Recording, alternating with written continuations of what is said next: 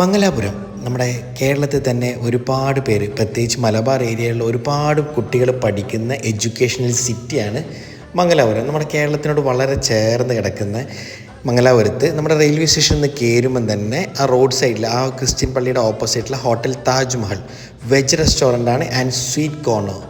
ഞാൻ last time മംഗലാപുരത്ത് പോയപ്പോൾ ബ്രേക്ക്ഫാസ്റ്റ് കഴിച്ചത് ഇവിടെയാണ്. ഇവിടെ ഒരുപാട് ഡെസേർട്ട് ഉണ്ട്.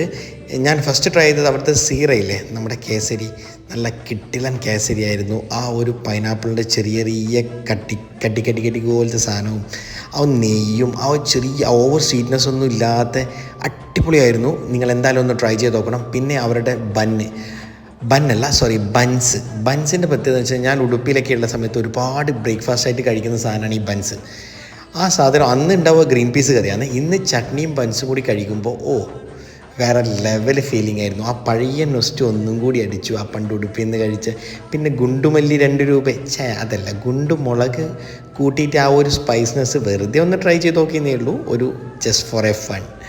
അപ്പോൾ അതും ഒന്ന് കഴിച്ചു നോക്കി, അതും അടിപൊളിയായിട്ടുണ്ടായിരുന്നു. പിന്നെ ലാസ്റ്റ് ഫൈനലി ദ എൻഡ്, ചായ കുടിച്ച് അവസാനിപ്പിക്കണമെന്നും അതുപോലെ തന്നെ ചായ കുടിച്ച് തുടങ്ങണമെന്നല്ലേ നമ്മുടെ മലയാളികൾ പറയുക. അപ്പോൾ ട്രൈ ഇറ്റ് ഔട്ട്, എന്നിട്ട് ഫീഡ്ബാക്ക് അറിയിക്കുക.